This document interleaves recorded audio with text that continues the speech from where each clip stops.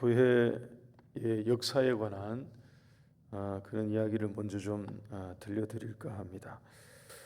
16세기에 종교 개혁이 일어나서 개혁파 교회, 우리 이제 개신교회라고 하죠. 이 개혁파 교회가 가톨릭에서 분리되었을 때, 유럽에 가시면 그 이탈리아의 트렌트라는 곳이 있습니다. 거기에서 굉장히 중요한 역사적인 회의가 열렸습니다. 이름 붙여서 이제 트렌트 공의회라는 종교회의가 있었습니다. 그 종교회의는 가톨릭 사람들이든 이제 개신교 사람들이든 모든 교회가 주목하는 회의였습니다. 당시에 종교 개혁을 외치고 주장했던 사람들이 가톨릭에 대해서 요구했던 가장 큰 한 가지가 있었습니다. 그 요구한 그것이 그 회의에서 수용이 되느냐 안 되느냐, 받아들여졌다면 여러분, 구교와 신교가 오늘날 지금처럼 분리되지 않았을 가능성이 굉장히 높습니다. 그 정도로 중요한 회의였는데, 요구한 것이 뭐냐 하면 오늘 본문에 나오는 이 내용입니다. 형상을 통한 우상 숭배의 금지를 요구한 것입니다. 당시 기독교회에 지금의 가톨릭이 포함된 기독교회의 교리로 정해져 있던 게 뭐냐 하면 성상, 그 다음에 성화, 성체, 이런 유들입니다. 개혁파 사람들이, 개혁을 주장하고 뛰쳐나온 사람들이 뭘 요구했느냐 하면 이것을 교회에서 치우라는 요구였습니다. 이 모든 것들을 다 제거하라 하는 것이었습니다. 성상이 뭐냐 하면 마리아의 형상 또는 성인들의 형상, 이런 것을 조각으로 만들어서 교회당 안팎에 세워놓은 이런 것들을 치우라는 것입니다. 성화도 같은 유의 것이었습니다. 성인들의 초상 또는 심지어 성경에 나오는 어떤 내용을 기반으로 한 그림들, 유럽에 가면 굉장히 많지 않습니까? 박물관이든 건물에 가면 되게 많습니다. 근데 이런 것들을 대상화시키는, 그것이 굉장히 어떤 특별한 의미가 있는, 그림을 보면서 눈물을 흘린다거나 그림에서 피눈물이 흘렸다거나 이런 이제 이야기들, 이런 모든 것들을 치우라는 것이었습니다. 그 다음에 성체는 이게 실은 좀 컸던 거죠.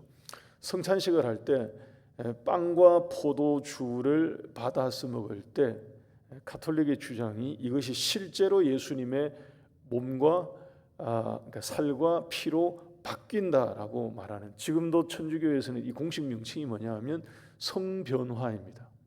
우리 이 개신교 교리에서는 이것을 화채설이라고 말하거든요.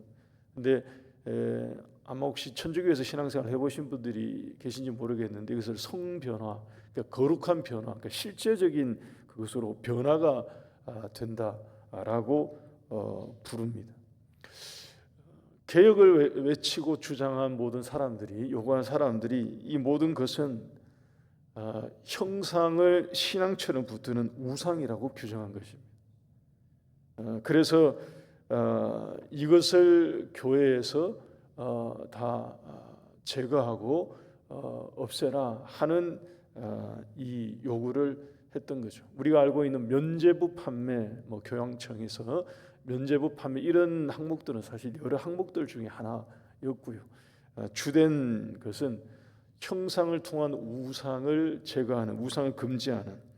그런데 말씀드린 그 트렌트 공의회에서 이걸 기대했죠, 사람들이. 그런데 그 반대로 결정을 했습니다. 성상, 성화, 성체, 이런 것이 들어있는 당시의 모든 미사죠, 미사. 그런 종교 의식은 다 올바른 것이다라고 그 회의에서 결정을 합니다. 그리고 그 모든 종교 의식 중에 하나라도 받아들이지 않는 사람들을 다 이단으로 그 회의에서 결정을 합니다. 그들이 이단이니까 교회에서 전부 다 일괄적으로 다 파문 처리가 된 거죠. 그 회의로 완전히 이제 분리가 되었습니다. 그래서 여러분 우리가 이거 잘 이해를 해야 되는데요. 우리 개혁교회, 그러니까 개신교회가 천주교를 이해할 때 이단으로 판단하고 여기는 이런 인식을 보이고 가진다 하는 것 때문에 얘기하는 분들이 많아요. 근데 그 내막을 실은 알고 있는 분들은 많지 않습니다. 개신교가 천주교를 이해하는 것이 이단 교리를 가지고 있다라고 이해하고 말하기 이전에 훨씬 이전부터 천주교는 공식적으로 종교 회의에서 개신교를 일괄적으로 이단 처리했습니다. 이 부분을 알고 있는 분들은 실은 많지 않아요. 그게 지금도 그대로 유효하거든요. 400년이 지난 이후에 그 트렌트 공의회가 있고 난 다음에 400년이 지난 이후에 20세기에 들어와서 바티칸에서 굉장히 유명한 또 한 번의 종교회의가 있었습니다. 제2차 바티칸 공의회. 여러분 거기에서 결정된 내용 중에 하나가 뭐냐 하면 400년 전에 있었던 트렌트 공의회의 결정이 옳다 하는 것을 재확인합니다. 지금도 그대로 유효한 거예요. 천주교는 개신교에 지금 세워진 모든 교회를 일괄적으로 다 이단으로 보고 규정하고 있습니다. 그래서 다 사이비로 보는 거죠. 이런 이 역사적인 어떤 배경이 있는 내용이 실은 오늘 저희들이 같이 읽었던 이것입니다.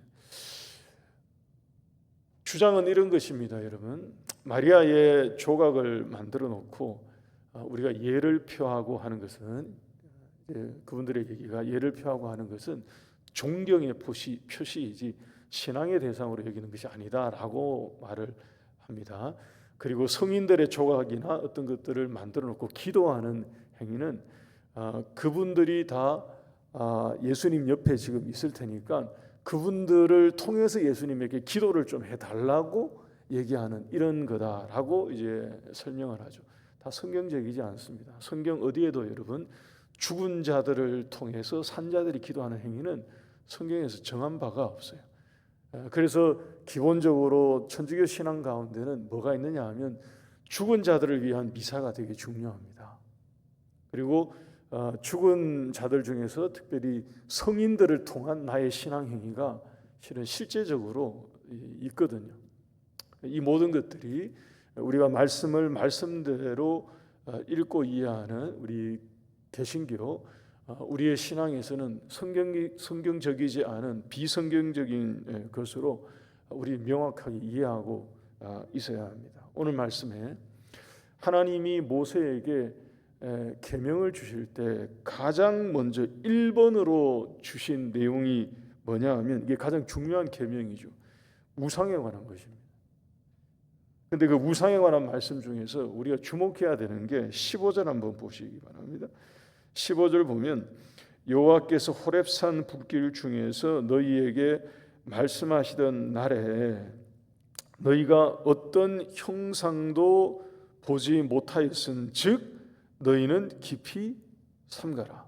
그러니까 하나님이 뭐라고 하셨느냐 하면 내가 시내산에서 불길 가운데 나타나서 너희들에게 계명을 줄 때에 너희가 어떤 형상도 보지 못했다는 것을 잊지 말라고 얘기하는 것입니다. 하나님이 형상으로 나타나지 않았음을 깊이 삼가라고 말합니다. 2절 말씀에 이어서 보시기 바랍니다. 그래서 조심하라고 하시는 얘기가 말씀이 어떤 형상으로든 우상을 만들지 말되 남자의 형상이든 여자의 형상이든 하시면서 19절까지 온갖 종류의 조각상을 다 만들지 말라고 하신 것입니다. 모든 짐승의 형상, 곤충, 물속에 있는 물고기의 형상이 다 안 되고요. 19절에 보면 심지어 해, 달, 별 전체를 보고서도 그것을 대상화시키지 말라는 것입니다. 어떤 형태로든 형상으로 우상을 만드는 이 일체의 행위를 하나님이 다 금하신 것입니다. 매우 싫어하시는 거죠. 이유가 뭐냐 하면 다시 말씀드립니다.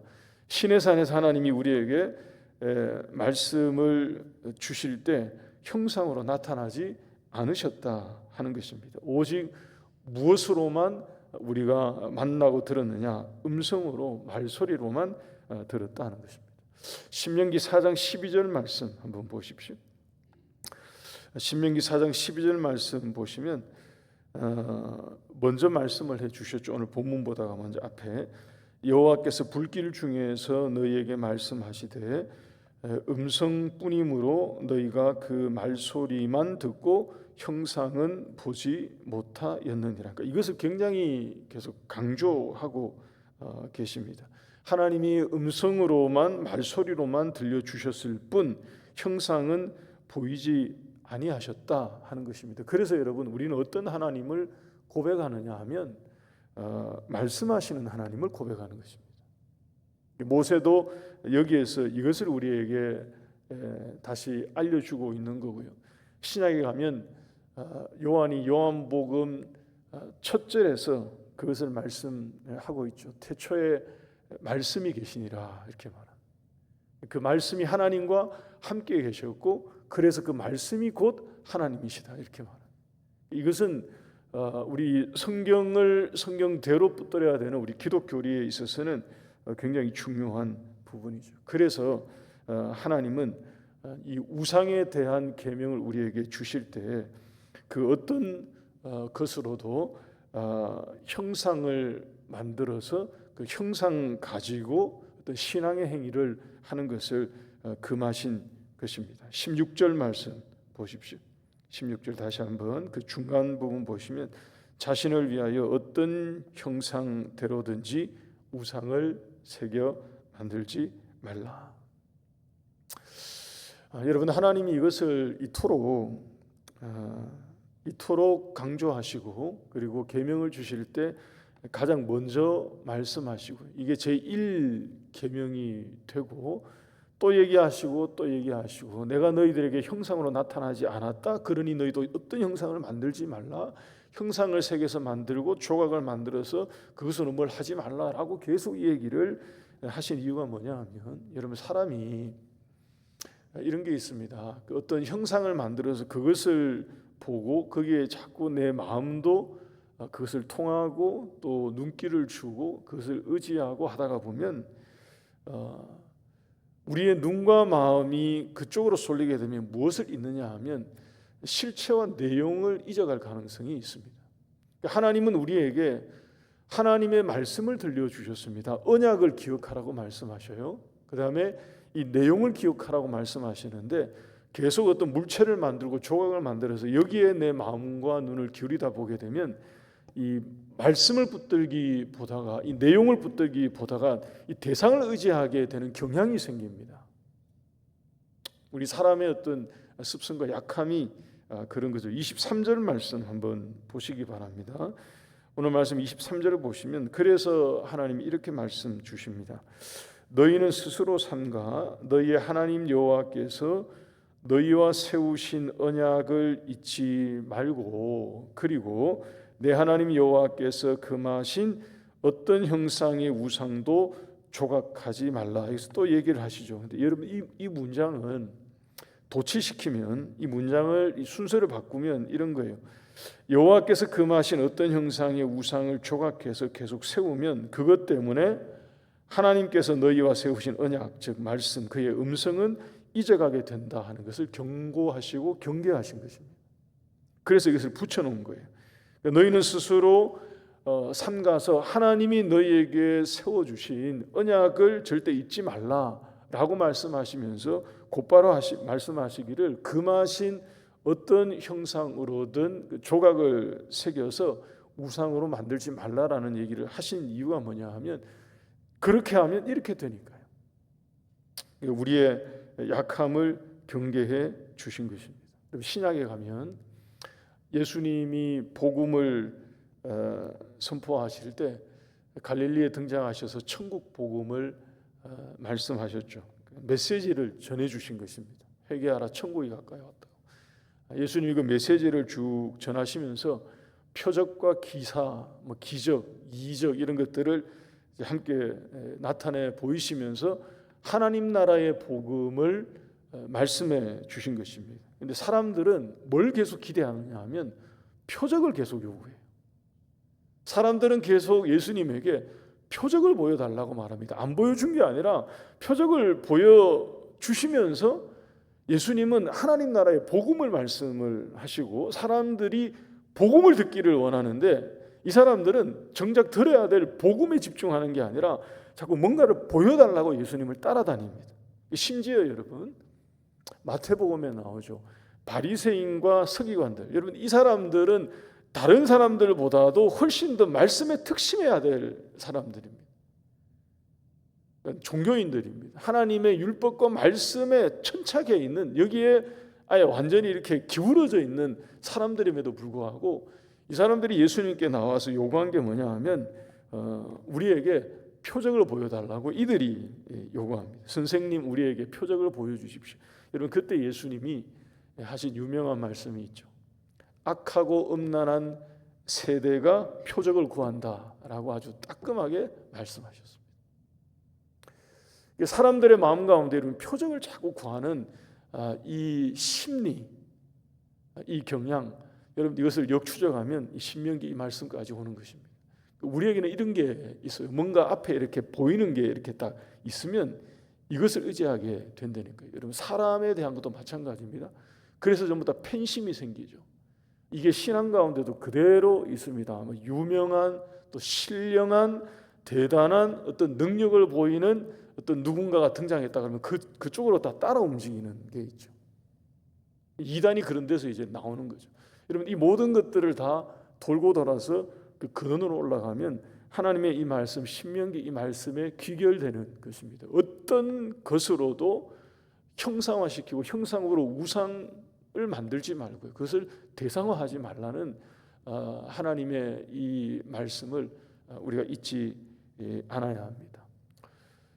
말씀 정리하면서 세례 요한에 관한 이것을 우리는 기억할 필요가 있습니다. 세례 요한은 아주 훌륭한 사례가 됩니다. 이 점에 있어서 예수님의 길을 예비하기 위해서 세례 요한이 먼저 유다 땅에 등장했습니다. 세례 요한이 뜨니까 사람들이 벌떼처럼 다 몰려왔죠. 세례 요한을 따르기 위해서. 그들 중에서 세례 요한에게 와서 묻습니다. 당신은 누구십니까? 그리스도십니까? 선지자십니까? 어느 정도로 사람들이 세례 요한을 크게 생각했는지가 다 드러나는 그런 장면이죠. 여러분 그때 세례 요한이 사람들에게 했던 의미심장한 표현이 있습니다. 자기 자신에 대해서 나는 광야에서 외치는 자의 소리다고 얘기합니다. 여러분 광야에서 외치는 자도 아니고요, 광야에서 외치는 자의 소리일 뿐이라고 자기 자신을 소개합니다. 여러분 허허벌판에 아무것도 없는 허허벌판의 소리는 어떤 걸까요? 소리는 그야말로 음성만, 소리만 들리고 그 어떤 것도 발견할 수 없는 거죠. 자기 자신의 존재는 자기는 예수님의 길을 예비하기 위해서 이렇게 메시지를 전하는 것으로 끝이지 그 어떤 것도 아니다 하는 자기의 정체성을 정확하게 사람들에게 실은 들려준 것입니다. 그러니까 어떤 형상으로든 그 어떤 것으로든 하나님 앞에 설 수 없고, 하나님은 우리에게 들려주신 음성과 말씀과 메시지와 이 말씀의 내용, 이것으로 우리가 하나님을 발견하고 하나님을 믿고 또 신앙하고 붙들고 살아가야 함을 실은 처음부터 알려주신 것입니다. 여러분 오늘 하루도 우리가 보이는 것에 우리의 마음을 두는 것이 아니고, 보이지 않지만 우리의 마음 가운데 우리의 귓가에 늘 들려오는 주의 말씀의 소리에 귀를 기울이고 또 마음을 기울이고 살아가는 우리 모두가 될 수 있기를 바랍니다. 네, 기도하십시다.